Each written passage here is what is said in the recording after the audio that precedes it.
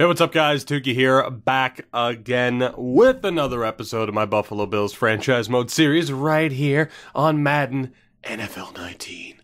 Why do I feel the need to say the title? Because it makes it more dramatic. And speaking of dramatic, hopefully this playoff run, segue of the year. Joking aside, the Bills find themselves back in the playoffs. Of course, we are in the right to have our first game we played in the divisional round, where we are yet again going up against the Houston Texans in the postseason. First time out, didn't go that well for us, so I'm a little bit nervous about this game. But the only way to look at this, it's one game at a time, even though we are technically 3 wins away from a Super Bowl championship. Now, as far as our lineup is concerned, of course, we do have the one main injury in terms of losing our starting defensive tackle. But aside from that, we are healthy, we're good to go, and as it is, we have Clayton Malone, so I'm not all that concerned. We have an 89 rated team, 87 offense, 95 defense. I have changed up the schemes in the playbooks a little bit to better suit the players that we have to try and get Hanson Erickson into that much better of a setup, whether it be with schemes, which again, some people are dead set on saying it doesn't matter, but if it doesn't, then it doesn't hurt simply to change this up, especially too, as we only have a max of 3 games left, so the extra XP that could be earned with the scheme fit doesn't exactly matter at this point. Anyway, we've made these changes. I'm feeling good. I'm feeling confident. Again, as are most of the players on the team, the majority of the players do have confidence boosts right now, including Kareem Hunt, who's up to a 95 overall right now. And defensively, it's just ridiculous. Lattimore and Tre'Davious White. I mean, that is one of the best combinations. Like, if you were to be like, okay, if this were to happen in real life, that would be one of the best combinations of all time. It's like you look at what the Raiders had in previous years in the late 80s. This is up there. It's just whether or not we can find the same level of success. Time will tell. But I'm excited to see what the squad can do in this game. That said, let's take a look at what we are up against in the form of the Houston Texans. What are we going up against? Their top player, still DeAndre Hopkins. You would have seen it, 92 overall Deshaun Watson. So that's terrifying. Running back is 92 overall Christian McCaffrey. Of course, at a different in a different universe, we would have signed him over Kareem Hunt. We'll see if we live to regret that. But not a very promising start looking at this lineup. You want to steal a 71 fullback. Wideouts, DeAndre Hopkins and Will Fuller. From there, it drops off. They do have a 74 overall 24-year-old rookie as their third option. So in terms of wide receiver depth, we have the advantage there. Tight end-wise, we also have the advantage. They have second-year pro Leighton Ware as their number 1 guy. The offensive line starts off a bit weak with Jason Hanson, second-year man at this point, or third-year man at this point. Carter Trueblood, 82 overall. All right, at center, Nick Martin, who's a 74. Zach Fulton, a 77. And Don Douglas. So, you know, quarterback-wise, undoubtedly, they have the advantage. Running back-wise, we have a slight advantage. We have the advantage of fullback, maybe the slight edge at wide receiver in terms of overall depth, but they do have the highest overall guy there. Tight end-wise, we have the advantage, and we do have the advantage on the offensive line. So I'm feeling okay so far. And then you see J.J. Watt, and that confidence goes down the drain. They also have Dre Doggins, an 80 overall right end. Defensive tackle, DJ Reader, still an 87. That's terrifying. Linebacker, Whitney Merciless. Zach Cunningham in the middle. And Jadeveon Clowney, still a 94. Neat. At corner, though, there's no doubt we have a massive advantage. They don't have a single guy rated 80 or higher, so that could be where we win this game. If our protection can hold up, we should be able to get some big yardage plays with Hanson Erickson. Although, Honey Badger, still there. 91 overall, and Andre Hal. Would it be Hal? I imagine it would be Hal. 86 overall. So the big thing for us defensively is that they have a very weak corner group. I'm going to be intrigued to see whether or not we can get the job done. And then kicking-wise, we should have a massive advantage. 87 kicking power from Malcolm Havenstein. So they're going to need to get pretty close for him to really have a chance. So as far as whether or not we're the favorites on paper, I'd say slightly. We should be able to win this game, but as always, being a favorite and being better on paper means absolutely nothing. Hell, we can't beat the New York Jets. So we'll see how this goes. We have a 6 overall point advantage on the Texans. We are back in the postseason. We had to fight pretty damn hard to make sure that we had home field for this game. Let's see if we can make the most of it. I genuinely don't know how to feel about our chances here, just because Houston's beaten us before. I think overall, I mean, it's not unfair to say that our team's better. It is, obviously. But when you're going up against Deshaun Watson, who threw 42 touchdowns and only 5 picks, you can understand my concern. That's really what this game comes down to. Can our defense hold up? Oh my God, this is going to be something. We're back in the playoffs, the divisional round against Houston. Let's do this. Let's see how this goes. To the end of the first quarter, Houston scores on their opening drive. We respond with a field goal, and that's it for first quarter scoring. So 7-3, they were able to drive down on that first possession, capped off with a 1-yard rushing touchdown by Christian McCaffrey. To halftime we go, and we respond with another field goal. Houston drives down, gets a touchdown. We respond with another late field goal, so 14-9 at halftime. 2 touchdowns for Houston, 3 field goals for us. Very, very interesting that our offense struggled to that extent. At least Elliott hit a couple of field goals, but not sure how to feel about this. Again, this is the first game of a possible 3, and at halftime, here we are, trailing to Houston. We've seen some halftime comebacks this season, but do we have what it takes here? Through the third, we go. Very nervous for this. Houston scores again, 21-9. Houston scores again, 24-9. Our offense is non-existent. 24-9 in favor of Houston. And it's looking like the Buffalo Bills might be one and done yet again. 15-yard touchdown pass to Long Joseph. 3 and out as a follow-up. They drive down again and hit a 48-yard field goal. We have the ball. It's 3rd and 1 to start the fourth quarter. We need to score on this drive. No question about it. We do get a first down. It's Cooper Kupp. Next up, Erickson throws it away on first down. 2nd and 10. Can we get anything here? Thrown away again. Our offensive line, I mean, I can wait, but in a way I can't wait to see how poorly our O-line's performed in this game. 3rd and 10 here. Huge play. We get 8 yards for Adams, and I pray we're going for it because settling for a field goal isn't exactly ideal. And we do settle for the 56-yarder. Jake Elliott hits it. 24-12 at this point. We need a crucial stand here from our defense. More so, we know what our defense is capable of in terms of turnovers. Huge 3rd and 10 here. Can we get the stop? Yes, we can. There we go. It's exactly what we needed. A quick 3 and out. We still have a chance. Only a 38-yard punt for Barry. Von Key brings it back for 6. We start on our own 39. 1st and 10, 2-yard completion for Adams. 2nd and 8, and Erickson sacked by DJ Reader. 3rd and 15 from our 34. Do we have a big play here? We don't. 9 yards for Eric Ebron. That's going to be a punt. And that defensive effort goes to waste. Sanchez pins them back to the 3. My big question here, I need to look at some of these stats here. Like, just in terms of our defense, or our offensive line, I should say. What's been happening here? So Erickson, 17 of 31. Jesus. I put us into a much better situation, too, to just rely on short passes for him. He doesn't have the best deep accuracy, and it just hasn't mattered. Kareem Hunt's been a non-factor in this game. He's still showing up as injured or partially injured, and receiving-wise as well, it just hasn't been great.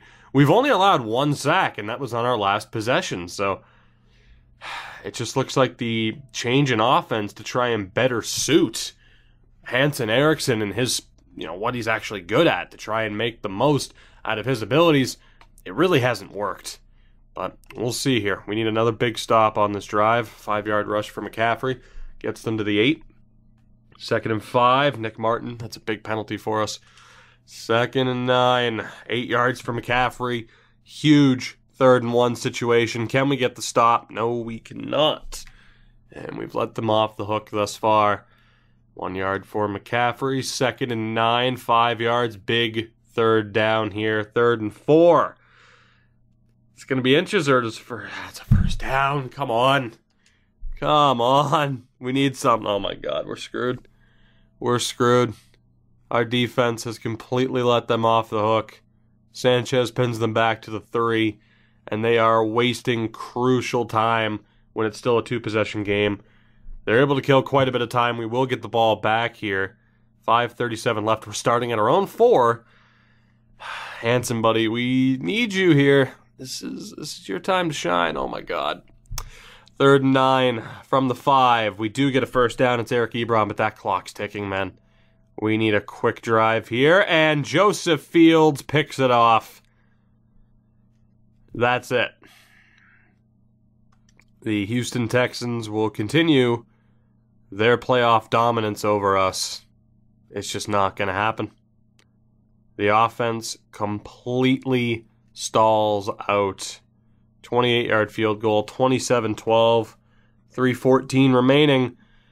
And this is quickly going to become a postseason. And oh my God. It's quickly going to go from a postseason episode to an off-season episode. It's over. Let's just end this.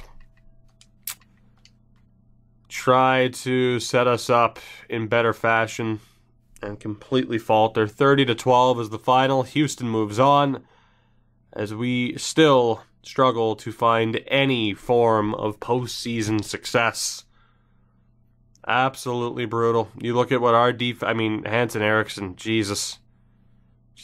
And then you look at what Deshaun Watson just put together against our defense. 311 yards against this defense. That's unacceptable. Rushing-wise, Kareem Hunt might have just fully been injured. Non-existent. Just a non-existent running game. Receiving-wise, just nothing. The 2 sacks allowed. We did end up with a Shazier interception, as we normally do. Elliott was 4 or 5. Just another season in the books, and another postseason disappointment. We are consistently getting to the playoffs, but once we get there, we cannot get anything going. As Marshawn Lattimore improves, which is nice. I mean, he's the future here, obviously. We'll try to keep him, Tre'Davious White together, but just absolutely brutal.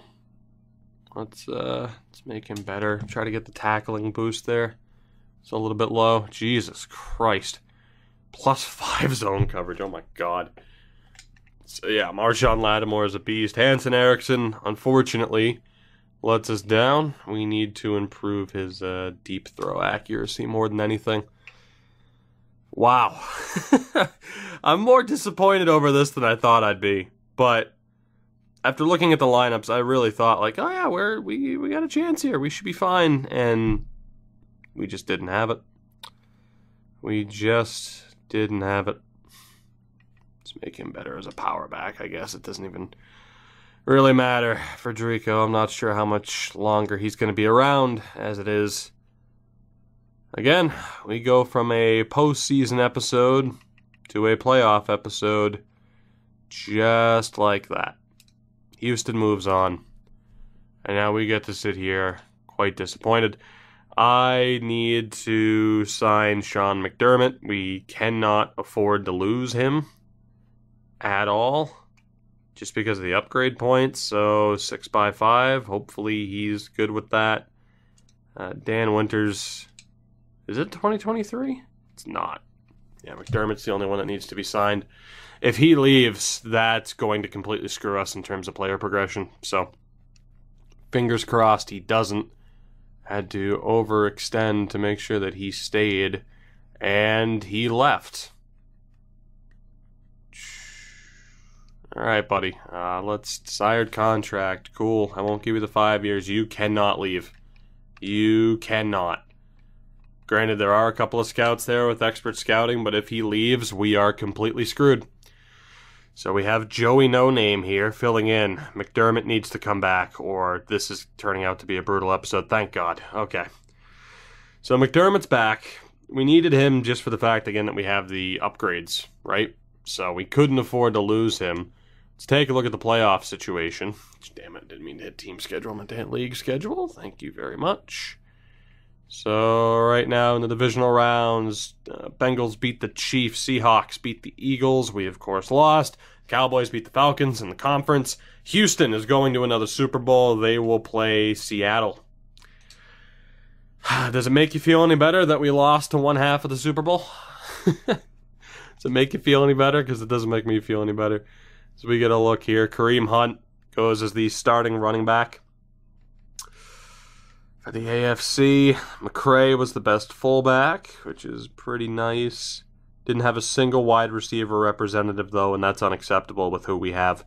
I don't know what changes we're going to potentially make, and you could blame Hanson Erickson, I guess, if you wanted to. Didn't have a single tight end representative. Did we have anybody on the offensive line?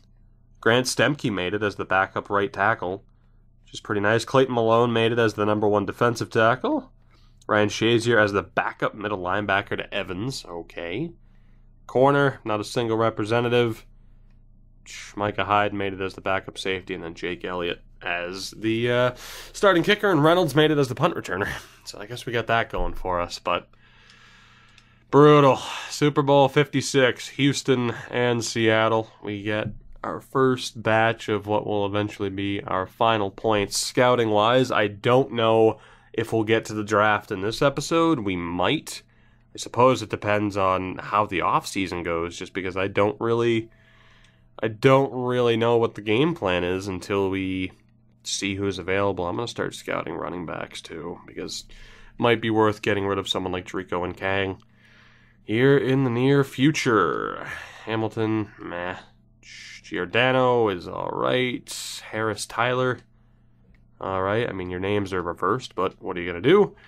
And at quarterback, doesn't really matter. We're pretty much good to go, so we'll continue to just handle this random scouting. Who do you guys think is going to win it? And if Houston wins it, do we feel any better about it? Let's find out. The winner of Super Bowl 56, Houston wins it 17-3. Huh. So we lose. Seattle only put up 3 points on them. I guess that Houston defense is outstanding. Josh Allen, I mean, we brought you back as a backup option. You're not coming back for obvious reasons. I hate to tell you, buddy. You're not coming back. Walter Brummel was just a random depth signing at tight end after we made the trade. Josh Sweat was random depth. Derek Conley does have quick development, but we can let him go. There's a chance he'll be on the free agent list again. Antonio Callaway was random depth. John Miller. Von Key. We're going to let him go. We can draft a random running back. Or a random wide receiver. We'd have to franchise tag him as it is because he wanted to leave. Or I think he wanted way too much money. Denard Buckley, you can go. We can find another random defensive tackle option. Probably. I mean, how much money are you going to look for here? Yeah, that's not going to happen. And we're very low on cap room right now. So that's not going to happen. That's not a bad offer, but I don't know who we're going to keep necessarily. And actually, we probably should look at the roster here. Granted, anybody we get rid of is not really going to help us in these negotiations. I can't trade anybody right now. Okay, so yeah, we're going to be very selective. Buckley, at best, is our second defensive tackle option if we end up making a trade. So, yeah, we'll find someone else random there. Reynolds, great punt returner, apparently, but you're gone. And Marcus Simon is a decent depth option, but we can get somebody else. He's actually not looking for that bad of a contract, but I want to leave our options open heading into free agency. So, we'll be letting all of those players go. Houston won the Super Bowl. That's just upsetting. So let's take a look. We only have $8.5 million to work with, as Aaron Rodgers is a free agent. You know, even then, let's take a look. Let's take a look. There are players that I'm not against trading away right now, but let's take a look. So a quarterback, I mean, Hanson Ericsson's the guy. We're not going to bring in Aaron Rodgers for 1 or 2 seasons. That doesn't, I mean, in a way it kind of makes sense. In a way it kind of does. Just bring him in for a year or 2 to try to capitalize on the fact that our defense is fucking stacked and we have an amazing wideout core. That might not be the worst option. Bringing in someone like a Derek Carr, though, or a Jimmy Garoppolo, they're already on the wrong side of 30. On only slightly ahead of Erickson. Probably isn't worth signing one of those 2, although, of course, I do love myself some Jimmy Garoppolo. But, yeah, especially with those stats, D-back, he's pretty bad. He's on the decline. Even though he's the 16th rated quarterback, he is on the decline. And then there was Derek Carr. Still has quick development, but yeah, he's not that much better. What are Aaron Rodgers' stats looking like at this point? I gotta be honest, I'm not totally against this. We'll see. I gotta admit, we'll see. Can I even afford him? No, I can't. So don't worry. That's not happening. I can't afford it. Running back wise, of course, we're not going to be able to get anybody here either. Fullback, Freddie Stevenson, we have McCray. Wide out, don't necessarily need anybody there. Ricardo Person, Paris Campbell. Tight end, rookie Seal Jones. Got Trent Williams on the offensive line. Yeah, we're fine. I don't think there's anybody that we necessarily need here. I think we're good. Like Shaq Lawson, after trading him, he's going to get a big money offer, though. I mean, that's the thing about the squad right now is we are so well set up. And if I wanted to get rid of anybody, I could. And then, of course, we just look to draft the replacement coming up. So, yeah, free agency. I think we're good to go. So this will be a draft episode because there's really nothing that we can do. Like bringing in Adrian Amos would be great, but we still have Micah Hyde. So, case in point, I guess the big thing here is whether or not there's anybody we want to trade away to try and free up a little bit of cap space, which we could do. We technically have $16.3 million in room, but of course you have the rookie reserve out of the draft, I believe. So, Erickson wouldn't be traded. All that's fine. Wide receiver-wise, only guy... Wow, Cooper Kupp just dropped off. Holy shit. That's not even a confidence thing. He just went from like an 83 to a 79. Are you kidding me? Wow. Minus 48 in terms of total stats. Okay, he's gone. I hate to say it, but that's granted, you know, if I wanted to sign a free agent about the same overall, that's what it would take, but we could just find a wide receiver in the draft. We still have Adams, who I don't have much faith in, and is down to an 88. He just dropped off, too. How badly did he drop off? 39. Okay, we have a massive problem here. We have had some key people, just in the first few spots, already drop off. So that's it's going to be a major issue for us. Shipping away Cooper Kupp and maybe even Devontae Adams because, I mean, you guys know it. I'm not all that impressed with Devontae Adams, and you could blame the fact that Hanson Ericsson's not exactly the best quarterback in the world right now, but watching him regress like that already, that's a warning sign to get the hell away from him. So, there is one guy who I'd love to get. I don't see that happening, but hey, why not? Let's see how close this would be for shits and giggles. How close would this be? We already got Kawangio, which was cheap as hell. How close is this to being a done deal? Yeah, they're just fucking laughing at me. So, obviously, Devontae Adams still being at an 88 is pretty damn solid. No denying that. Like, he's still a useful player, but if he just turned 30 and he's already declining. Same for Cooper Kupp. I'm out. Like, there's no way. We're paying him way too much money. I would still be on the hook for Adams' bonus, so technically we wouldn't be freeing up any space for him, but I don't care. Like, he's gotta go. Yeah, he's gotta go. That's way too ridiculous. That's too much. That's too much. So I don't know where the hell I'm trading him and for who, to be honest. Tight end wise, Eric Ebron dropped off. Oh my god. did our window just close? Did our window just close that quickly? A couple of players turned 30, and just like that, we're looking like we have a much weaker roster. Obviously, Dion Dawkins has to go. Holy shit. Fowler looks like he's down a point. It might be worth dropping Jonathan Allen now, to be honest. This is not ideal. Ryan Shazier fell off a little bit. Okay, we just had a bunch of players turn 30 and drop off to a ridiculous extent. Also, I believe Jimmy Smith retired, so there's that too. Jordan Poyer just dropped from an 85 to an 81. I think our window just closed. Micah Hyde's still over a 90, but so many players just dropped off. I think our ideal window for winning just closed already. Holy shit. So, Davante Adams, I'm afraid to get stuck with you, so I'm going to look to move you now. The Bears are interested, but you're not a top 5 need for them. Is there a team that has wide receiver as a top 5 need? Hello, Denver.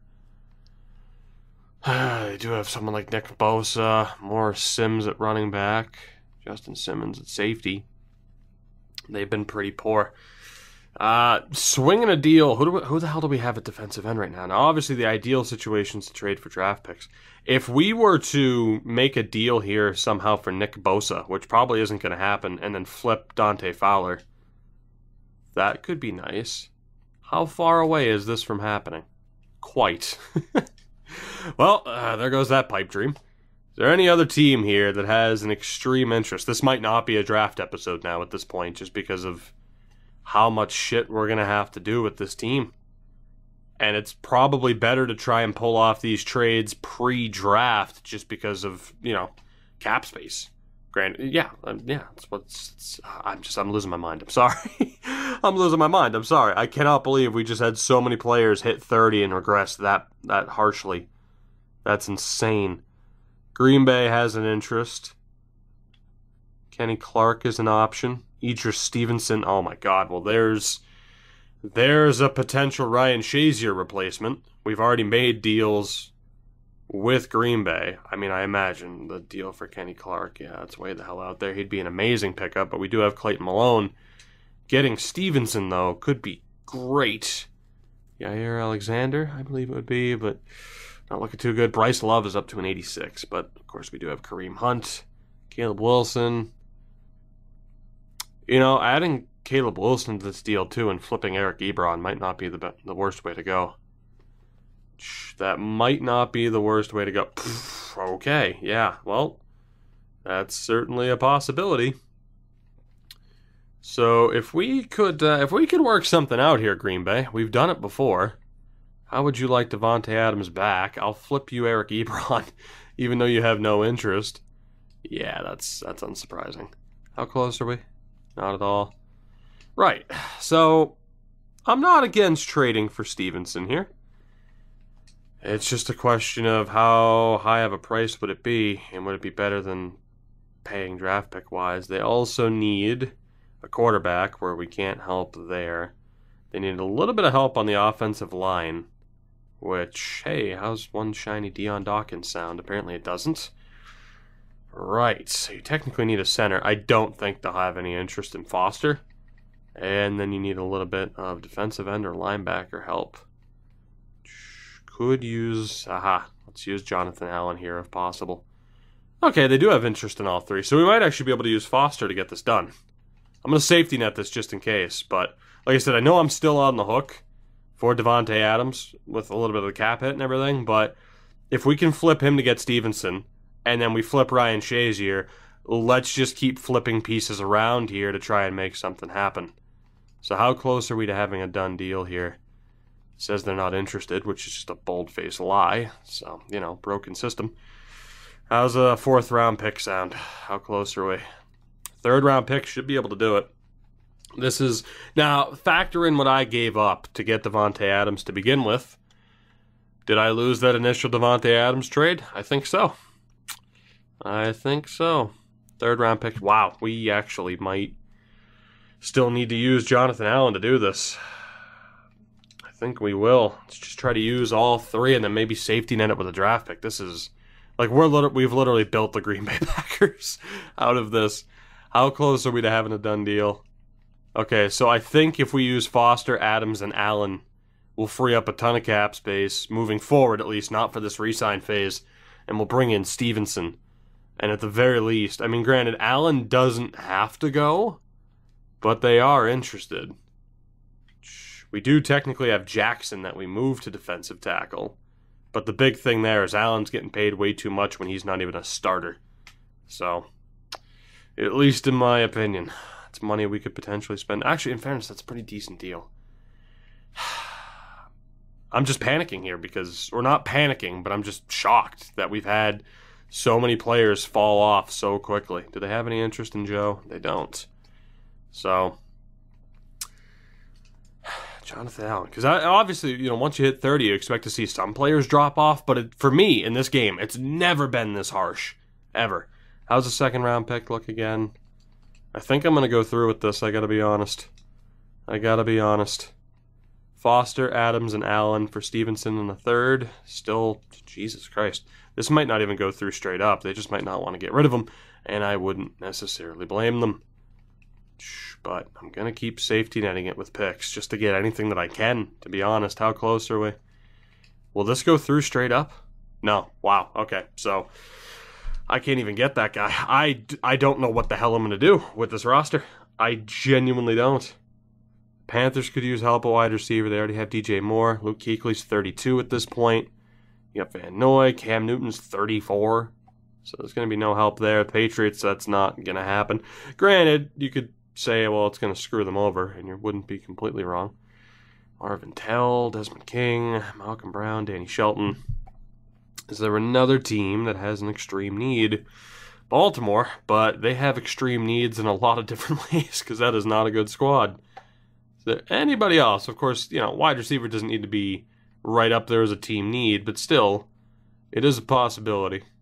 Or it would be more helpful, I'd say. Leonard Guion. Superstar tight end. 5th in the league. Interesting. Very interesting, because we know we need to flip Eric Ebron. Alright, you know, we'll come back to Seattle, but we know that's a possibility now. And if anything, they're probably the favorites. Houston can kick rocks. Oh, Tennessee.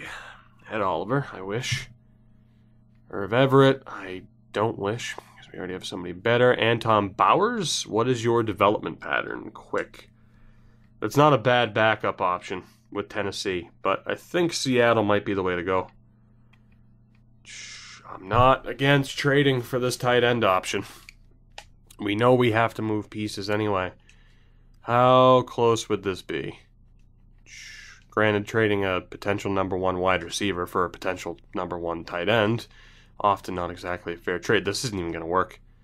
We might just have to hold off and make these trades afterwards, which again, cap-wise, could completely screw me. But, like as it is, we're so fucked. We are so fucked. We just had so many players fall off the face of the earth. I guess we'll advance week. At least you guys would have been able to see some of the teams, some of the assets that they have, and now you know how bad of a situation we're in. Where it's just like, what the hell are we going to do, honestly? What the hell are we going to do? Due to a ridiculous amount of regression, it looks like our window just closed. Which is insane to think about. You know, Eric Ebron making $5 million as an 80 overall, not exactly ideal. Let's go with that, at least, to put it nicely. Shad Burns, you're not worth looking at from this point. Rashad Mays is kind of meh. Defensive tackle. You're terrible. You're half decent. Terrible. And terrible. Jesus. And linebacker-wise, BJ Josiah. Good hit power, at least, but this is the worst. This is the absolute worst. I have no idea what this team's going to look like heading into next year. How competitive are we even going to be? I do not have a clue. I mean, I have a clue, but in terms of how good we're going to be, I don't necessarily have a clue. Like, I'm going to find a way to dig us out of this. I just don't know for sure how competitive we're going to be next year. It just looks so unlikely that we're going to actually, still keep this team together in strong fashion because the AI GMs aren't completely brain dead. They kind of know, like, oh, hey, look, this guy's declined and he has a terrible, salary cap hit. Let's not trade for him. And unfortunately, that's bad news for me. But the draft is dead ahead, and I still think more so it's going to be capped off by a ridiculous amount. I'm going to focus on the O-line here, I guess. It's going to be, mainly capped off by a ridiculous amount of trades as opposed to, the draft picks actually being the focus of it. Take a look at least this guy in the 5th round. There's way too many 6th round talents there, and I just don't trust it. Wide receiver, we do have everyone scouted, and then tight end. Might not be the worst idea to try and find another high-end tight end. Hamid Dickerson's not terrible, but certainly not what we're looking for. The Buffalo Bills. An era over already, perhaps. This is unbelievable. League signing-wise, Rodgers went to Arizona. Desmond Trufant, Amos, pretty good setup there for the Browns. And the Lions, for that matter. So, there you go. We are off to the draft, and I do not know what the hell to expect. We don't have a first-round pick. I know that for a fact. What the hell are we going to do? It's like, do we just trade outright for picks rather than trying to, have replacements come into this roster? I'm super worried about Kareem Hunt in the next 2 years. Let's see this. McCray. So Devontae Adams has to go. Cooper Kupp has to go. In terms of teams that are interested, I mean, you have the Bears, but like I said, it's like there were players that we could look to take back. I'm going to go back to Green Bay for a moment. Maybe their situation's changed where there's a little bit more interest in the Stevenson deal. I doubt it, though. I very much doubt it. So at center, it was Foster. And then linebacker-wise, not that I'd want to get rid of Shazier, but, it's a possibility. Is there any interest in taking Cooper Kupp as well? Let's see. How close would this deal be to being done as we flip Adams back to Green Bay? It looks more possible now, which is a good sign. So again, we basically flipped them Adams. We ditched the Cooper Kupp contract, which isn't that bad, but it's going to get worse. And then Foster is a nothing depth option, right? So the big thing here is flipping Devontae Adams for a middle linebacker replacement. We then flip Ryan Shazier. Is this going to go through, though, is the question. And judging by that value bar, I honestly don't think it's going to. Straight up. Is it going to go through? It did. Okay. I might have been able to get a 7th. I'll take it, though. So Devontae Adams, Foster, and Cooper Kupp flipped to Green Bay for Stevenson. I will take that. We don't get any draft picks back, but we flip Devontae Adams before his regression gets even worse. And again, how long would it have taken for that regression to get worse? I'm not entirely sure, but regardless, if he's under a 90 overall, he's not worth that cap hit. Look at that. Just no. I mean, I guess he's worth it, but he just fell off, 3 points? I believe? 2 to 3 points in just one offseason. I don't know. Maybe I panicked. Maybe I panicked a bit too much, but I feel better not paying Devontae Adams that much money over the next 3 years if he's going to drop off that harshly. And honestly, ever since we acquired him, he really hasn't done that well. So, I'm fine with this. In fairness, he's done okay, right? He's done okay. He wasn't terrible, but I just don't like the idea of him being on this team. And Cooper Kupp certainly had to go. So, it frees up a lot of cap room for us coming out of this draft. Whether or not that was the right move or not, whether or not he was still useful to us for the next season or two, he could have been, I'm sure, but just didn't want to deal with it. Now, obviously, we have a lot of practice squad guys on the roster, too. We're going to need to change a lot. Eric Ebron has to go. Just no doubt about it, he has to go. And what team? Here I'm going to be looking for draft picks more than anything, especially considering we don't have a first. So we'll see how this goes. I think the rest of our roster, we're going to look to build them up through the draft more than anything. I'm going to try to get Oakland's first round pick. Is there another player here that I'm really looking to get rid of? And there is here at left tackle. That would be Dion Dawkins, who they don't have interest in. Is there a team that has interest in both of them? New Orleans, the Saints. Let's talk. Let's talk. Who did you have that I was interested in? I honestly don't remember because I don't feel like they're listed on this team anymore. So we'll go draft picks instead. How close would we be to that number 10 pick? Oh my God. Okay, well, we're going to do that for obvious reasons. We'll use Ebron and Dawkins, two guys that we just don't need. We'll free up a ton of cap space and get the 10th overall pick in the draft. There we go. I mean, yeah, the trade system we all know is kind of questionable and can kind of still be exploited, even though they've worked on it a little bit through patches. But I'm doing what I got to do. I'm a little bit worried about what the reaction will be to the Devontae Adams trade, but I panicked at the sight of him declining. I really did. So let's see, who else do we have that we have to worry about so far?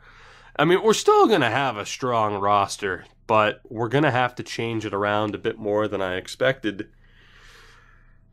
So, like, Allen's still good. Fowler already dropping off at 29, only by a point, but that makes me think that at the end of next year, he's going to have no value left, and that now's the right time to pull the trigger on that move. The big question is whether or not I also look to get rid of Jonathan Allen. There's a decent chance of that. And, of course, Ryan Shazier dropped 3 points, 2 to 3 points. So, again, similar situation. We're going to be on the hook for the money, but I'd rather, or for some of the money, I'd still rather have him gone now. Basically, we have to pay him the bonus, and then we're fine. So, I'm okay with that for obvious reasons. And from there, Hilton, same thing. Dropped an overall point. And don't worry, I'm not confusing the overall points with the confidence. Hilton was I think he was, in fairness, Hilton, I think was an 81 to begin with, bumped up to an 82. I think. Let's double check. I mean, obviously with the other ones, we checked the regression. So, yeah, he dropped a little bit. Okay, so his was more of a confidence case. Glad we double checked because we still need him as the third man. Jordan Poyer has to go for obvious reasons. So with that, I think we're okay. I mean, it's worth me keeping Micah Hyde because he's on a nothing contract at this point. Like, it's ridiculous how cheap he is right now. He did drop off a little bit, but he's still way too good to give up on now. So let's take a look here too. He's only got 2 years left. So yeah, we'll look to keep him for obvious reasons, and he didn't drop off as much as the others.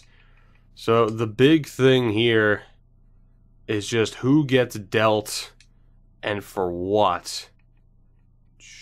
I do want to see if I could pick up that tight end from Seattle. It's probably not going to happen. He's going to be way too expensive. So I think we'll continue to look for draft picks more than anything. I'm willing to be on the hook for bonuses, but I want draft picks at this point. Seattle, too, obviously finished runner-up, so it'll be a relatively high pick. I'm going to do that. A first and a fourth is all right by me. Now, the big question is whether or not this draft, is whether or not it's going to be worth having some of these picks in the draft, but we will find out. I'm going to move on from Fowler before he drops that much further down.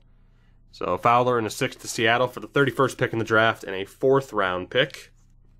We still have some other players that we're going to want to get rid of. And in terms of filling out this roster, man, it's going to be tough. It is going to be tough. Jonathan Allen's going. I know he's... maybe not. Maybe Jonathan Allen can stay. He's 28, but I'm mainly thinking, like, man, we need to try and develop someone like Knott, Worrell, and Keaho. I think I might keep Jonathan Allen. That's fine. But Ryan Shazier, who was, the Defensive Player of the Year, at least up there in voting, he's got to go. He has to go, as does Jordan Poyer. Allen could go too. if there's a trade where it makes sense to add him for extra value. But right now I need a team. Hopefully, there we go, Cincy works. Is there another team? Cleveland works. Chargers. Is there another team that has interest in both? Looking for green interest on both sides. Oakland and Baltimore. Okay, well, Baltimore, I know you don't have anybody I was that interested in. Amari Cooper. Yeah, no. Of course, Khalil Mack still there. We started this run before he was traded. Fisher Clark at running back. It might still just be worth going draft pick-wise. And the Ravens have a high pick. This could work. And if I get this pick, I'm probably trading down from the 10th. How close are we to getting this done? Probably not. Shazier and Poyer. Okay, the 3rd round pick was a bit too much. I might have been able to get an extra 5th or 6th, but I'll take that. We send Ryan Shazier and Jordan Poyer to Baltimore for the 3rd overall pick. Am I factoring in player regression a bit too harshly? Perhaps, and I don't deny that. But I'm feeling good about where we are now. We have a couple of 1st round picks. We've shed a lot of cap off of this team. And for the most part, we are still in a pretty damn good spot to be successful. We certainly have some concerns offensively now that we could still fix through trading. But defensively, we're still looking good. I mean, especially Idris Stevenson picking him up to be the Shazier replacement was a ridiculous coup on our part. And we're going to need to solve the safety issue. So let's see if we can get through this draft somewhat quickly. I will talk to you in a moment. I'm going to go set up the draft board, and we'll take it from there. All right, so the draft board is sorted. Let's get down to business. Of course, with quarterbacks and running backs, we'll keep an eye on if anybody falls down the board. The big targets here will be one of the main 5 wide receivers, particularly someone like London Charles, would be a tremendous addition next to Kawangio. He is 23, but he's fast. He can jump. He should be the real deal that we need to try and help replace Davante Adams. Now, again, we do have the 3rd pick in this draft now as a result of the trades. We also have the 10th, so I'm going to be a little bit cautious in terms of trading up. I think we will just settle for the 3rd pick instead of going up to number 1. There is also someone like Von Hamilton, who, I mean, hell, if we could get him, that would be amazing. He looks like he's going to be a true game changer. Our offensive line doesn't exactly need the most help. You got someone like Overstreet, Nixon. There are some solid players here in the 1st round. We'll see how this goes, though. We're going to settle and wait for this 3rd pick. So let's see how this goes. San Francisco takes Blackshear, 80 middle linebacker, and Tampa takes Von Hamilton, that right tackle. So there you go. We will definitely be taking a wide receiver here. I'd say, despite the fact that there is someone here like Bennett Huval, who's a mid-1st rounder. We do need a safety to replace Poyer, and I think if we can get Huval or Christian Burns, we'll be good to go on that front. Granted, we do have a couple of guys still who might be able to fill the role. Corner's not a necessity, but if there's someone really good for the role, we'll take them at that given time. It's a mix of drafting for need, but also looking for the best available. But I don't think there's any doubt about it. We have to go wide receiver here. And just to double check, late 1st round talent for Fleming, late 1st round talent for Gates, Clemens is mid 1st round talent. So London Charles is the best wide receiver in this draft, and for that reason, we're going to look to pick him up here with the 3rd pick. Whether or not we regret this time, we'll tell, but he is going to be our Davante Adams replacement, and I don't regret it one goddamn bit. There we go. That is the type of weapon that we needed next to Kawangio. 2nd in true talent, we get him at 23 years old, so that star development doesn't factor in as much, but he's an 81 overall. I will take it. Fast, good hands. We just need to improve that route running, and he's solid. That's all we need to do. Just improve that route running, especially the deep route. With that much speed, he has decent height, solid jumping. 96 jumping. We just need to improve him at deep route, especially for spectacular catch, too. If we can just turn him into the deep threat that he needs to be, he'll be good enough to be alongside Kawangio. Obviously not, and it was never going to happen. He wasn't going to be the immediate replacement for Davante Adams, but long term he could be the guy. It's good old Duncan, 79 rated, goes to the Bears. The Dolphins take an 80 corner, Martwan Baker. Patriots at 6 take Barnett, another corner, a 77. The Cards take Joey McClam, top-rated running back. Steelers at 8 go with Nixon, 82 linebacker. Jesus. And the Colts at 9 get Overstreet, that top-rated defensive tackle. So with this pick here, definitely a big question as far as who we look to go for. Again, quarterback's not a big need. If anybody falls, we'll pay attention at that point. But, like Harmon, Swinton, McCarthy, and David Schmidt, we don't have to worry about it. Same thing for running back. Fullback Jackson Devon might be someone worth taking later on. He could have a good development pattern and just be our fullback for the rest of the series. And in terms of first-round talent, so Cates, late first-rounder, fast as hell. Can't jump at 5'9", though. So he would be our Edelman, essentially. That's the best comparison. Might not be a bad pickup late. We don't need to take him now, though. Fleming, hell of a name. Similar style. I think I'd prefer Cates, to be honest, though. How do the grades match up? He actually has a little bit better hands than Cates.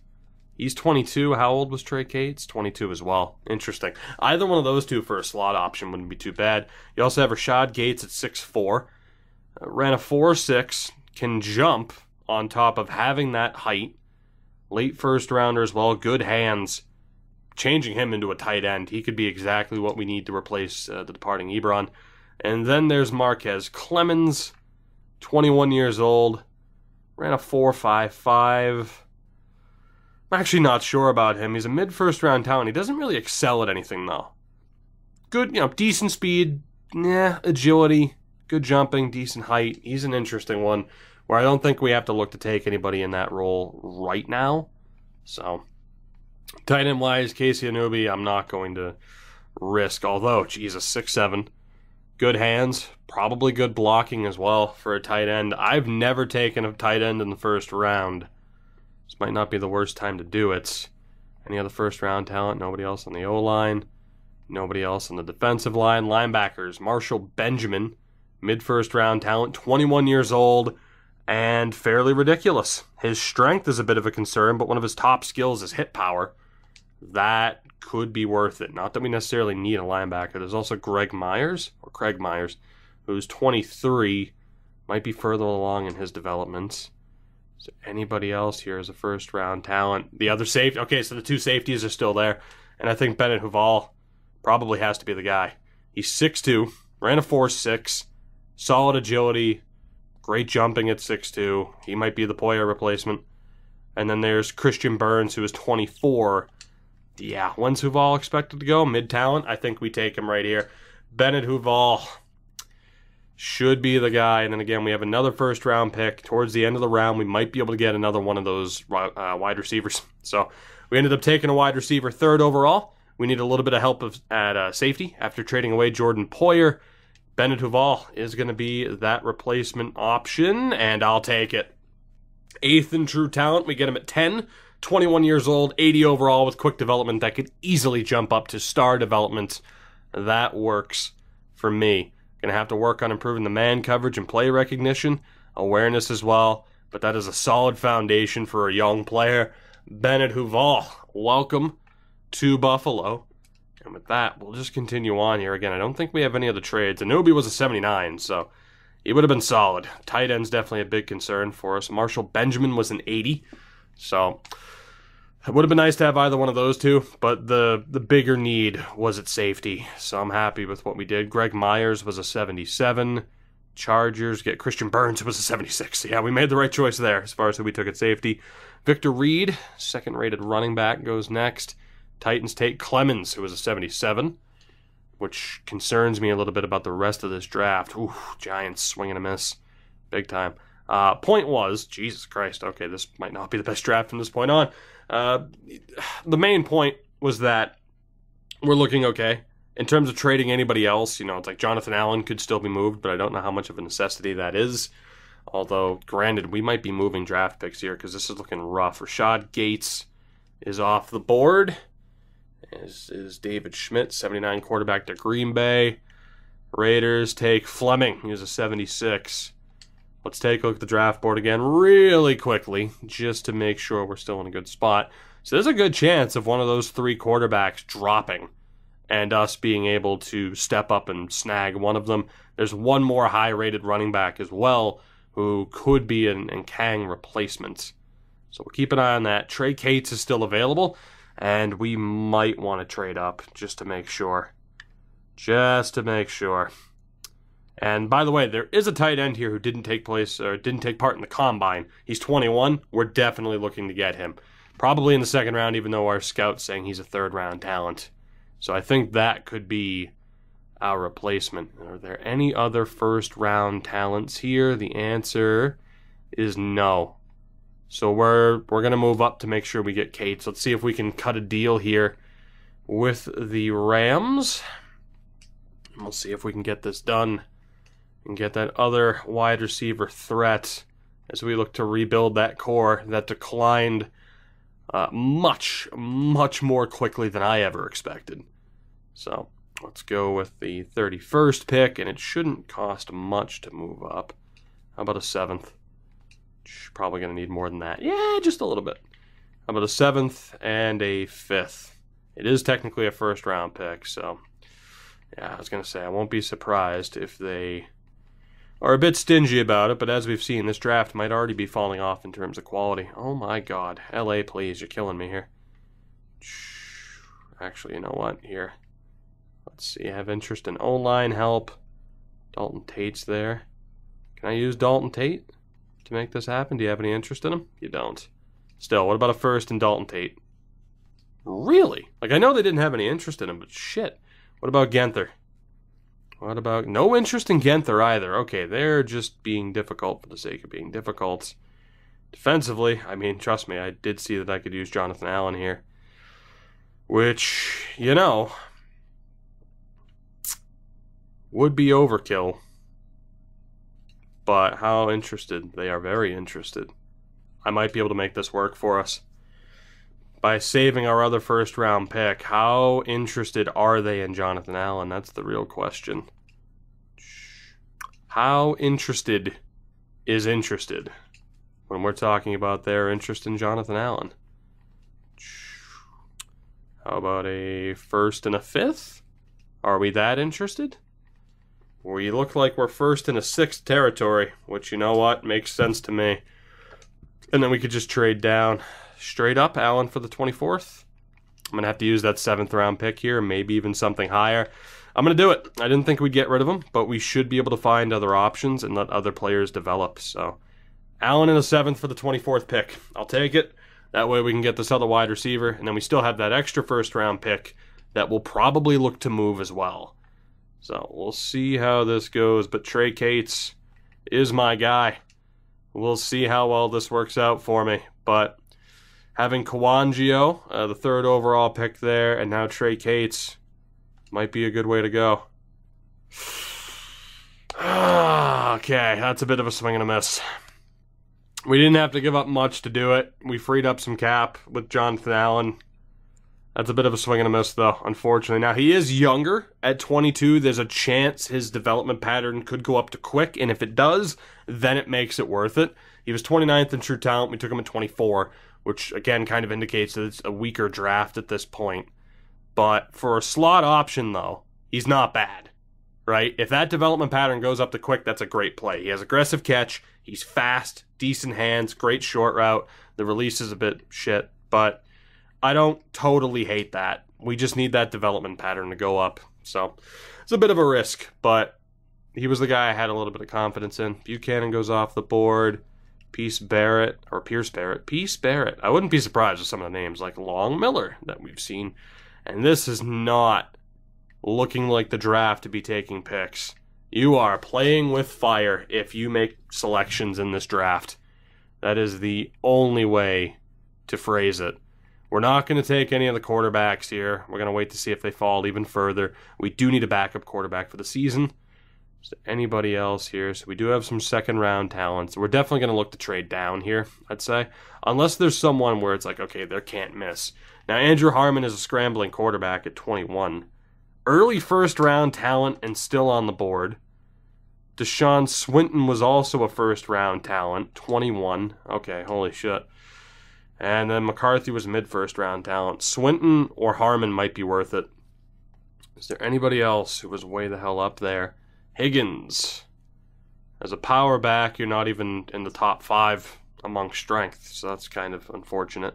Don't think he'll be that good. To be honest, if he's not that good, I don't really have faith in the rest of them. Marshawn Irving is 21, ran a 4.6, decent height. Don't think he's going to be all that special. Claudison Hines is 24, ran a 4.42, terrible agility, terrible jumping. Basically, he's fast, and the deep route option isn't even his best run. So he's got decent hands, though. So again, like, there's another slot option. I just don't like the lack of agility. And then Fisher Massey as well. This might not be the best option. He could also be a decent slot option, but this is not looking like the best draft to be playing around necessarily. Now, our first pick in the second round is 27th, so trading to the early stages of the second round and maybe trying to risk it with Humphrey as someone who has a quick development pattern, probably superstar, looks to be the best way to go instead of taking him now. Daniel Gutierrez is an early second round talent. Who else do we have in the second round? Swap those two around. We have Nate Higgins at defensive end. He's 23. Good strength, good speed. It's not too bad. But again, none of these guys are like those major game changers. Good depth options from the looks of it. I think the only major game changer we're getting at this point is that tight end, just in terms of his development pattern. Everybody else, it's not looking that good. A couple of corners. Good thing is we got our safety, and we got a couple of wide receivers that we desperately needed. So let's go ahead and see if we can trade down, get a second round pick in this next round, in this draft. So the 41st, that's next year's drafts. 2023, let's see, you can get the 61st, we could get the 53rd. The 53rd wouldn't be too bad. Get the 58th. Or, okay, well, 2023 53rd. Let's take this deal with Cleveland, and we'll sim ahead. So the Browns end up taking a 70 right tackle. Jesus, yeah, this is brutal. We might not make another selection in this draft. Look at this. Oh my God. This is horrific. This is absolutely horrific. Oh my God. Yeah, I might not risk it with another selection here. This is brutal. And to be honest, trading away these picks to maybe get some depth options that are already established. Now, Reynolds is a 77. That's a steal and a half. Ogletree was a 75. Like I said, it's looking like everyone else that's left in this draft is just a depth option. 76 left end. Okay, our pick's finally coming up. Yeah, it's the 2023 draft. The hell? Here, I'll just sim to our next pick. Screw it. Higgins goes off the board. So let's see who's still available. I can't believe this draft. Those two quarterbacks are still there. I'm very tempted. You have Hines and Massey, and then Humphrey's still there. So I think the obvious decision here is just to take Humphrey for the fact that he's younger, didn't take place in the combine, probably has that really good development pattern. And then if either of those two quarterbacks are still available later on in this draft, we'll do it. It's Malcolm Cox. Yeah, I think that's what we're going to do. So those quarterbacks, either of those two wide receivers, but I think Humphrey is going to be our new tight end project just out of necessity. There's a right end there that was half decent. Yeah, and then there's another safety. All right, let's take the risk with, what would that even be? Mykele Humphrey, I imagine? Regardless, he's the pick out of Oregon. Wow. Okay. That is the first player I've ever seen to not take part in the combine who ended up having normal development. Shit. On the bright side, he's 21, and that development pattern might go up, but this is a brutal, absolutely brutal draft.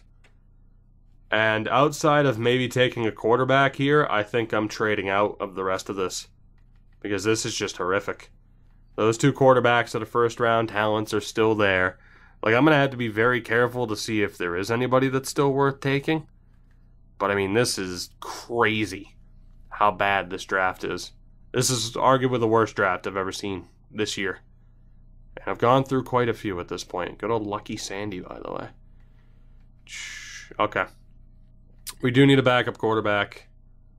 And I'm going to take Deshaun Swinton just for the fact that he's West Coast, and we're not really going to need to rely on a scrambler when we have who we have in the backfield with Kareem Hunt. So Swinton was early first-round talent. He's 21. He's still on the board.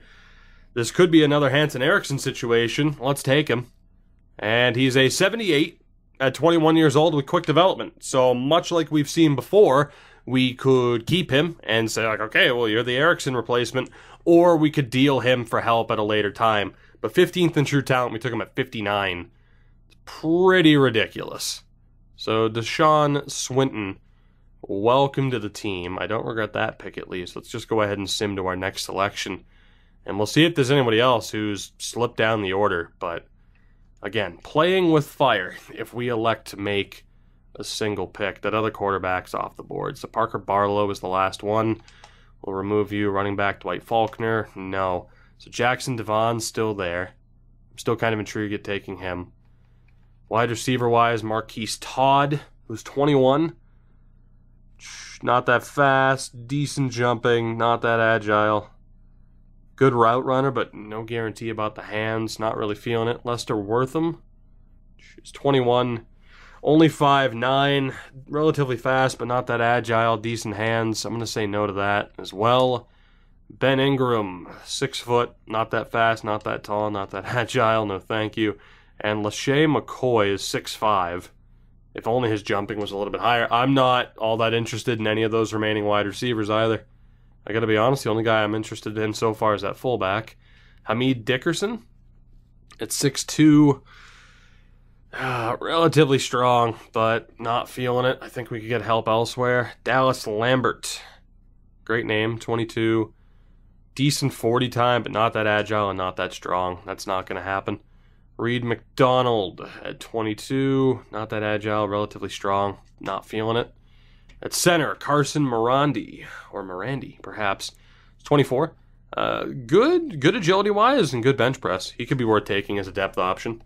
And he's the last offensive lineman. This is, yep, okay, this is going to be over with sooner rather than later. Darby Ferguson, fast, agile, relatively strong. He's worth taking as well. Middle linebacker, Edward Wall. Early 5th round. He's not that bad. He's fast, he's agile, not that strong, only 17 reps. And then Chance Arugamer out of Buffalo. I'm going to say no to him. I like the look of Edward Wall more. BJ Josiah as well. Jesus Christ, absolutely not. At corner, Tavon Rhodes. Not that fast. Decent jumping, decent agility. I need to see a higher speed rating than that. Andre Love. Yeah, it would be Andre Love, I guess. Ran a 4.5 as well. Not feeling it. Dixon Huber. Ran a 4.43. Decent agility. Might not be that bad. And then Trevani Carr. Ran a 4.5. All right, only corner I'd consider taking is Huber. And at safety, we don't need either of you two. Okay, so who's left on the board? This is it. This is it. So we're mostly going to be trading down. We're going to trade out of the 3rd round for sure.